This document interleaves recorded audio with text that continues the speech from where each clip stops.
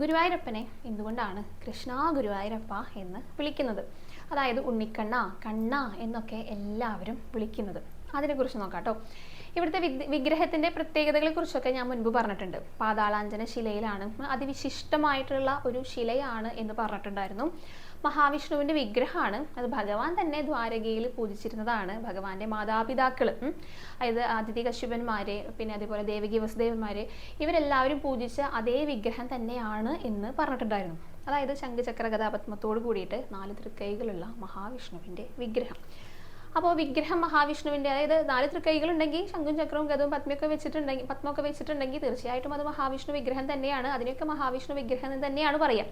പക്ഷേ പലയിടത്തും ഇങ്ങനെയുള്ള വിഗ്രഹങ്ങൾ ഉണ്ടെങ്കിലും അതിൽ കുടികൊള്ളുന്ന മൂർത്തി ഉണ്ടല്ലോ, അത് വ്യത്യാസമായിരിക്കും. അതായത് വിഗ്രഹത്തിൻ്റെ ഉള്ളിലിരിക്കുന്ന ആ ആൾക്ക് വ്യത്യാസം ഉണ്ടായിരിക്കും.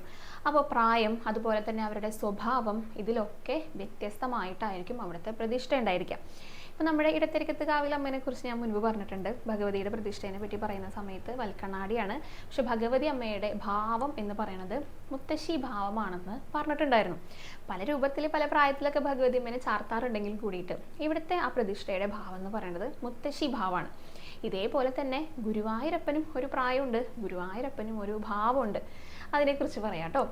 ഗുരുവായൂരപ്പൻ എന്നുള്ള പേര് മേൽപ്പത്തൂരാണ് നൽകിയത് എന്ന് എല്ലാവർക്കും അറിയുന്ന കാര്യം തന്നെയാണ്. പക്ഷേ ഗുരുവായൂരപ്പൻ്റെ യഥാർത്ഥ ഭാവം എന്താണെന്നറിയോ? ബാലനാരായണനായിട്ടാണ് ഇവിടുത്തെ ഭാവം. അപ്പോൾ ബാലനാരായണൻ എന്ന് പറയുമ്പോൾ നാരായണൻ ഭഗവാനാണെന്ന് എല്ലാവർക്കും അറിയാം. ബാലൻ എന്ന് പറഞ്ഞു കഴിഞ്ഞാൽ കുട്ടിയാണ്, ചെറിയ കുട്ടിയായിട്ടാണ്.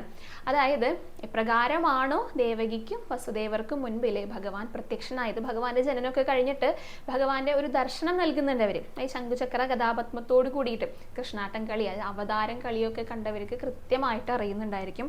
അവതാര കൃഷ്ണനായിട്ട് വരുന്ന ആ ഒരു പ്രായമുണ്ടല്ലോ, അതൊരു ചെറിയ കുട്ടിയാണ്. അതേ പ്രായത്തിലുള്ള ഭഗവാനാണ് ഇവിടെ. അതായത് അതേ പ്രായമാണ് ഭഗവാന്റെ, അതായത് ഗുരുവായൂരപ്പന് ഉള്ളത് എന്നാണ് പറയണത്. അപ്പം ചെറിയ കുട്ടിയായതുകൊണ്ട് നമ്മൾ കുട്ടിയായിട്ട് കാണുന്നു, ഭഗവാനെ ഉണ്ണീന്ന് വിളിക്കണം. കാരണം എന്താണെന്ന് വെച്ച് കഴിഞ്ഞാൽ ഈ ദേവകിക്കും വസുദേവർക്കും മുൻപിൽ പ്രത്യക്ഷപ്പെട്ട അതേ ഭഗവാനാണ് അവിടെ വൃന്ദാവനത്തിൽ അമ്പാടിയിൽ പോയിട്ട് നന്ദഗോപരുടെയും യശോദാമ്മയുടെയും മകനായിട്ട് വളർന്നത്, കൃഷ്ണനായിട്ട് വളർന്നത്.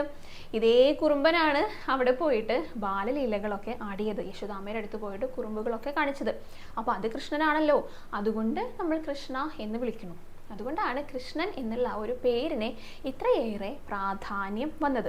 നമ്മൾ ഉണ്ണിയായിട്ട് കാണുന്നത്. അപ്പോൾ കൃഷ്ണനായി കഴിഞ്ഞാൽ കൃഷ്ണന്റെ ബാലഭാവങ്ങളൊക്കെ നമുക്ക് എന്തായാലും തീർച്ചയായിട്ടും വരുമല്ലോ. അപ്പോൾ അതുകൊണ്ടൊക്കെയാണ് ഈ ബാലലീലകൾക്ക് ഇത്രയേറെ പ്രാധാന്യം വന്നതും.